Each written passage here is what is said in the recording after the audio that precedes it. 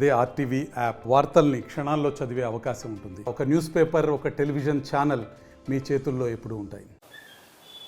మట్టి కోసం తెలుగు తమ్ముళ్ళు తన్నుకుంటున్న పరిస్థితి కడప నగరంలో కనిపిస్తుంది. అయితే ఈ నేపథ్యంలో రెండు వర్గాలుగా విడిపోయినటువంటి తెలుగు తమ్ముళ్ళు కడప నగర శివార్లలో ఉన్నటువంటి వైఎస్ఆర్ కాలనీకి సమీపంలో ఉన్నటువంటి కొండలను సైతం పిండి చేస్తున్నటువంటి పరిస్థితి కనిపిస్తుంది.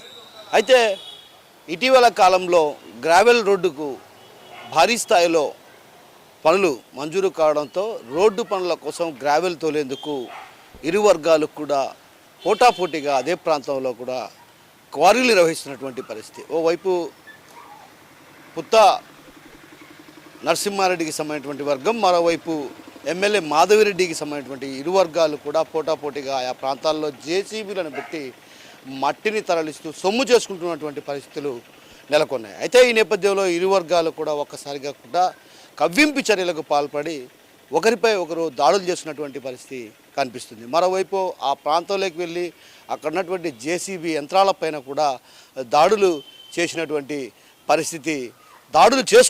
పరిస్థితి కనిపించింది. అయితే ఈ నేపథ్యంలో అటు ఇరు వర్గాలు కూడా పోటాపోటీగా ఏదైతే అక్కడ మట్టిని తరలిస్తుండడంతో కూడా ఆ రెవెన్యూ అధికారులకు కూడా ఏకంగా ఫిర్యాదులు చేసుకున్నారు. అదేవిధంగా పోలీస్ స్టేషన్కి కూడా పంచాయతీ చేరింది. అయితే ఈ క్రమంలో అటు పోలీసుల స్టేషన్కి ఆశ్రయించి పోలీసులపై కూడా కేసులు నమోదు చేయాలంటూ కూడా ఒత్తిడి తెస్తున్నటువంటి పరిస్థితి. అంటే ఒక రకంగా సహజ వనరులను దోచుకోవడంలో వైసీపీకి తామేమీ తక్కువ కాదన్నటువంటి రీతిలో కొండలను పిండి చేస్తున్నటువంటి పరిస్థితి కనిపిస్తుంది. గతంలో ఏదైతే వైసీపీ హయాంలో కొండను వైఎస్ఆర్ కాలనీకి సమీపంలో ఉన్నటువంటి కొండను పూర్తిగా లేకుండా చేసినటువంటి అదే తరహాలో ఇప్పుడు కూడా టీడీపీ తెలుగు తమ్ముళ్ళు భారీ స్థాయిలో మట్టి అమ్మి సొమ్ము చేసుకున్నటువంటి పరిస్థితి కనిపిస్తుంది. ఈ నేపథ్యంలో అటు పుత్తా వర్గీయులకు అదేవిధంగా ఎమ్మెల్యే మాధవిరెడ్డి వర్గీయులకు మధ్య ఒక రకంగా భగ్గుమన్నటువంటి పరిస్థితి కనిపిస్తుంది. అంటే కేవలం మైనింగ్ కోసం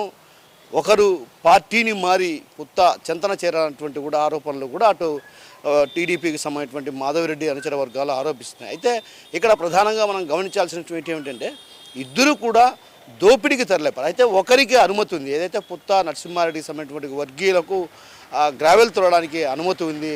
అయితే అనుమతి ఉన్నప్పటికీ కూడా రెవెన్యూ అధికారులు బండ్లను సీజ్ చేసి దాదాపు 6 ఇటాచీలను కూడా అక్కడికి తరలించినటువంటి పరిస్థితి. అంటే ఒక రకంగా ఒకరికి అనుమతి ఉన్నా మరొకరికి అనుమతి లేదన్నటువంటి వాదనలు కూడా బలంగా వినిపిస్తున్నాయి. ఈ నేపథ్యంలో జిల్లా కలెక్టర్ ఈ వ్యవహారంలో ఖచ్చితంగా జోక్యం చేసుకుని ఏదైతే రాబోయే రోజుల్లో లా అండ్ ఆర్డర్ సమస్య తీవ్రంగా మారే పరిస్థితులు ఉన్నాయి. ఎందుకంటే మట్టి కోసం ఇరు వర్గాలు పోటీపడి రకంగా దోపిడీకి నేపిన నేపథ్యం కాబట్టి రాబోయే రోజుల్లో కూడా వీరి మధ్య ఉద్రిక్త పరిస్థితులకు దారితీసి ఎక్కడ వివాదాలకు దారితీస్తున్నటువంటి భయాందోళన కనిపిస్తున్నటువంటి ఈ నేపథ్యంలో అటు జిల్లా కలెక్టర్ ఈ వ్యవహారంలో జోక్యం చేసుకోవాలి. అదేవిధంగా ఏదైతే అనుమతులకు సంబంధించి మైనింగ్కు సంబంధించి ఎవరికి అనుమతులు ఉన్నాయి ఏంటన్నటువంటి విషయం పైన కూడా అటు పూర్తి స్థాయిలో విచారించి ఆ తర్వాత పర్మిషన్లు ఇస్తే మంచిది. అదేవిధంగా మైనింగ్ శాఖ అధికారులు కూడా ఇక్కడ నిద్రావస్థలో జోగుతున్నారన్నటువంటి ఆరోపణలు కూడా బలంగా వినిపిస్తున్నాయి. ఎందుకంటే మట్టిని దోచుకోవడంలో ఇద్దరు కూడా పోటాపోటీగా అక్కడ యంత్రాలను పెట్టి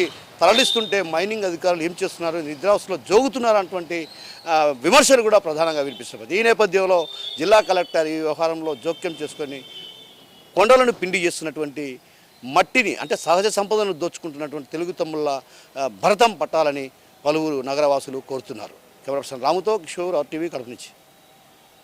మరిన్ని వీడియోస్ కోసం ఛానల్ ని సబ్స్క్రైబ్ చేయండి. లేటెస్ట్ అప్డేట్స్ కోసం వాట్సాప్ ఛానల్ ని ఫాలో చేయండి. అండ్ లింక్ డిస్క్రిప్షన్ లో ఉంది.